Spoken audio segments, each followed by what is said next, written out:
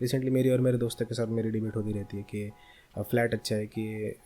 हमें होम लेना चाहिए, घर लेना चाहिए, या फिर कोई लैंड लेनी चाहिए और वहाँ पे कोई कुछ बिल्ड करना चाहिए। ऐसी बहुत सारी चीज़ों पे हमारी मेरे दोस्त के साथ डिबेट होती रहती है, क्योंकि कभी कभी फ्लैट लेना एक अच्छी चीज़ है, लेकिन 20 फ्लोर पे, 18 फ्लोर पे, 15 फ्लोर पे अगर आप रह रहे हो, तो कहीं ना कहीं जब आप फ्लैट लेते हो तो उसके 2 साल 3 साल बाद आपको एक आदत सी पड़ जाती है मेरे हिसाब से कि आप लोगों से थोड़ा सा इंटरेक्शन आपका कम हो सकता है।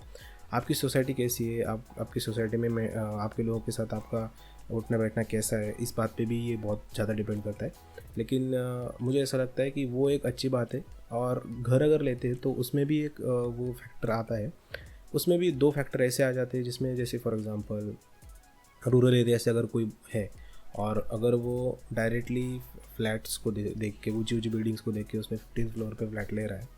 या फिर 20 फ्लोर पे ले रहा है, उसको एक अपॉर्चुनिटी है कि अगर ये नई ज़िंदगी को ये देख सके, अच्छा है वो। लेकिन उससे ज़्यादा और एक एडिशनल मुझे लगता है कि बहुत सारे नेगेटिव इम्पैक्ट भी उसके हैं। ऊपर के फ्लोर पे रहने की वजह से शायद आपका ऐसा हो सकता है कि आप लोगों से कनेक्ट ना कर पाओ इतने, या फिर आप अगर रूरल एरिया से हो, जब आप लोगों के साथ में रहे हो पिछले 20-25 सालों से, जब तक कि आपकी ज़िंदगी है 50, फॉर एग्ज़ाम्पल आप 45 या 50 साल के आसपास हो, और उस समय के बीच में अगर आप मतलब ग्राउंड पे ही रहे हो, मतलब ऐसे लोगों के साथ रहे हो, और अचानक से अगर आप ऐसे सोसाइटी में जा रहे हो जहाँ पे आपको कोई पहचान नहीं रहा है, या फिर आप 20th फ्लोर पे या 15th फ्लोर पे रह रहे हो, और जिसमें आपका लोगों के साथ कनेक्शन नहीं हो पा रहा है, और अगर आपको कुछ भी लेने के लिए जाना है तो आपको ग्राउंड पे लेके जाना, मतलब ग्राउंड पे जाना पड़ेगा, फिर वहाँ से चलते हुए कुछ चीज़ें लेके आनी पड़ेगी। ये फैक्टर तो थोड़े से बाहर की सोसाइटी में ज़्यादा हो रहा है, मतलब इंडिया के बाहर, लेकिन हमारे इंडिया में ऐसी चीज़ें नहीं है। लेकिन ये बिल्डर्स लोगों के लिए थोड़ा बेनिफिशियल है, क्योंकि उनको एक के ऊपर एक कम जगह पे बहुत सारे फ्लैट्स वो बना सकते हैं, और इसी कल्चर को वो प्रमोट करेंगे क्योंकि उनका उसमें बेनिफिट है। हाँ, इसमें एक एडिशनल बेनिफिट्स ये रहते हैं कि आपको वो पैसों में बहुत सारी फैसिलिटीज़ मिल जाती है, लेकिन इसके दो मतलब दो में नहीं कह सकते, लेकिन बहुत सारे अलग नेगेटिव इम्पैक्ट भी है। अगर आप उस कल्चर से आ रहे हो जिस कल्चर में ऐसी आप पहले भी फ्लैट में रह चुके हो, या फिर आपको उसकी आदत है रहने के लिए, तो आपके लिए ये बहुत बेनिफिशियल है, आपको उसका कुछ इम्पैक्ट नहीं पड़ेगा। लेकिन अगर आप रूरल एरिया से आ रहे हो, या फिर आपकी फैमिली में कोई ऐसा नहीं है जो उस कल्चर में रहा है, जैसे फॉर एग्ज़ाम्पल अगर आप गांव से आए हो तो वहाँ पे आपको बहुत सारी बड़ी ज़मीन मिलेगी, वहाँ पे बहुत सारे लोग मिलेंगे, दूसरे गांव के लोगों के साथ आप इंटरेक्ट कर पा रहे हो। और अगर इन सारी चीज़ों में अगर आपको पता है कि उस गांव में कौन रह रहा है, उसके पूरे ख़ानदान के बारे में आपको पता है, और डायरेक्टली अगर आप ऐसे सोसाइटी में आ रहे हो जहाँ पे आपको डायरेक्ट 15 फ्लोर पे रहना पड़ा है, और या फिर 10th फ्लोर पे रहना पड़े, या फिर आपको लोगों के साथ ज़्यादा इंटरेक्शन नहीं हो रहा है, आपको पहले 2 साल तो आपको आपके नज़दीक कौन रह रहा है उसके बारे में पता नहीं है, तो शायद मुझे लगता है कि हम मतलब ये मेरा ओपिनियन है कि हम शायद ऐसा हो सकता है कि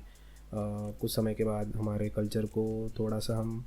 मतलब भूल भूल सके। मतलब मुझे तो ऐसा लगता है कि कभी कभी सोसाइटीज़ जो कल्चर वाइज बन जाती है वो भी कभी कभी अच्छी बात है, क्योंकि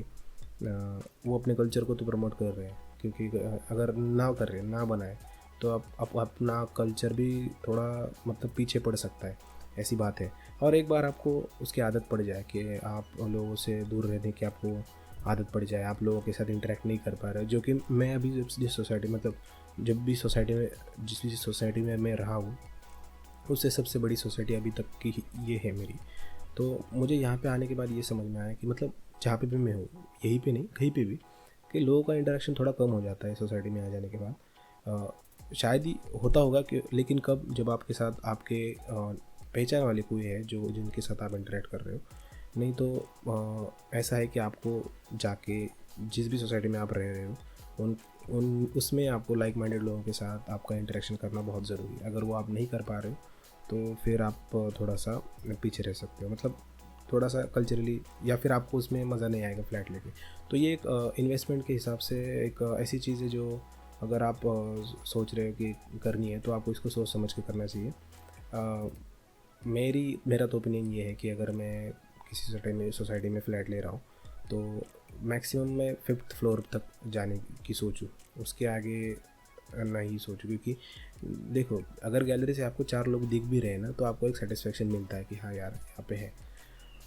ये मिडिल क्लास फैमिली के लिए मैं बात कर रहा हूँ, मैं बहुत बड़े लोगों के लिए नहीं बात कर रहा हूँ, क्योंकि वो तो अफोर्ड करेंगे कि ग्राउंड फ्लोर पे रहे, या फिर